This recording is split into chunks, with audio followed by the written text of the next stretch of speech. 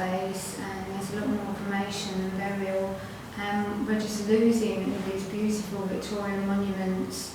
They're crumbling or they're being reclaimed to be reused. Behind this tomb was there was another tomb of Sir Joseph Whittaker, of the Whittakers Almanac. But unfortunately, we found out about it, but the memorial is completely gone. Grave's still there, body's still there, memorial gone. It's just a very nice, kind of peaceful, green cemetery with lots of wildlife, so I really like visiting there.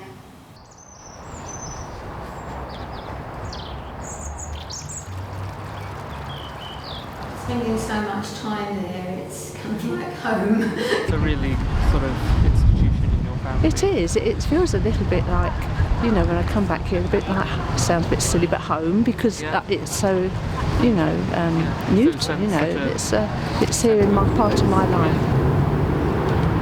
There's a lot of my relatives when I was a child were, you know, were being buried in the cemetery here. And I knew the gentleman on the gate. He lived in a flat, you know, my grandmother, and he would let us in, my sister and her friend in. We used to come in and tend a grave of a cousin we had who had died as a baby.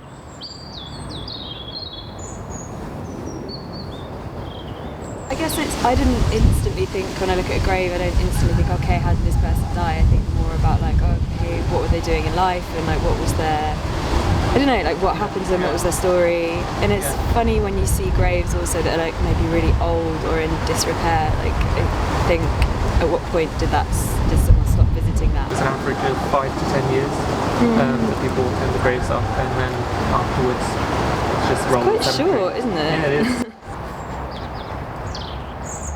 People used to go to the cemetery and walk around and have picnics in cemeteries, and you know, someone to take the kids and let them have a look around, and it was sort of a social occasion. You'd meet your friends there and you'd have a chat in the sunshine, and you know, I think if we could kind of get back to that more, that, you know, they're not scary places, they're actually quite nice. How important do you think it is to preserve cemeteries like this? And Very important. Preserve the history? Very important. Why do you think that is? Because it marks a significant part of our European 19th century heritage. The cult of mourning began with these kinds of cemeteries, with Kensal Green, with Highgate here in West Norwood, and it became part of our culture to have these big ceremonies, these huge mausoleums, and to simply let that go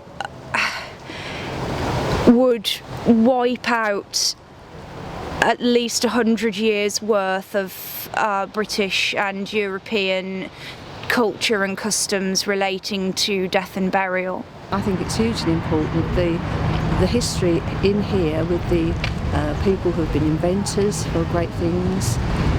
You know, a lot of people wouldn't have realised the people that have been buried here over the years have made great contributions to our country, and the history for them goes on, doesn't it, really? It's greatly important for people to come and view, and I think it's great that the friends at the cemetery are keeping that going for people as well.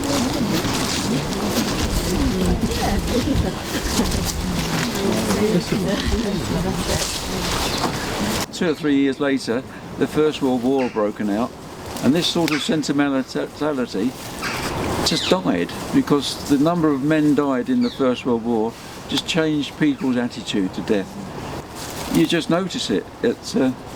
This is not that common now, you know, to spot it. It's really of a period. It is au revoir, but not goodbye. Love is not dead, it cannot die. The past is gone, but the memory of thy one clinging thought, the future lives.